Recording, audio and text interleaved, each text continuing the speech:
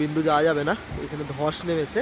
এই যে অবস্থা দেখে এদিকে পুরো এই ধস নেমে পুরো রাস্তা ব্লক হয়ে গেছে, এখানে কাজ চলছে। তো অ্যাপেল স্টোন অব্দিও গাড়ি যাচ্ছে না, পুরো অ্যাপেল স্টোন কিছুটা আগে নেমে এখান থেকে এখন আমাদের হেঁটে যেতে হবে। এই কাদা আছে দেখিস।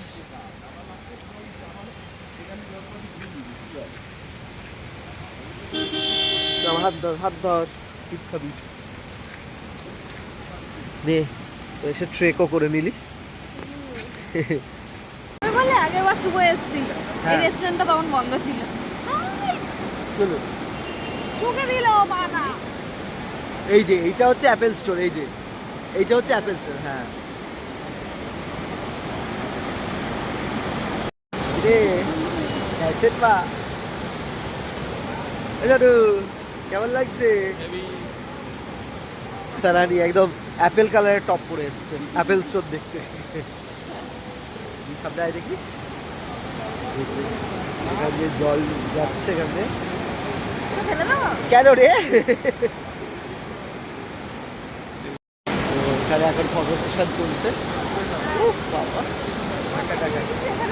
এই ওখানে দাঁড়া, ওখানে দাঁড়া, ও সাধু সিগন্যাল হবে। খায় না দেখে দেখে রড আছে। এখন এখন অ্যাপেল স্টোন থেকে সামসিং যাচ্ছি, আর এই সাইড দিয়ে এইখানটায় জলনাগা নদী বয়ে যাচ্ছে। ওই পারটা ভুটান, এই পারটায় আমরা ইন্ডিয়াতে আছি। ওই যে মেঘটা এখন তখন আরো বেশি ছিল, বল চলে গেল।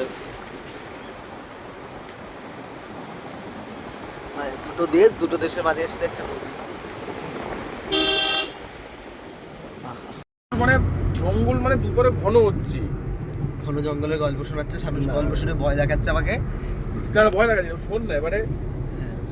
আর এখানে আমরা এখন দুদিকে যাচ্ছি, যাওয়ার পর একটা দেখছি না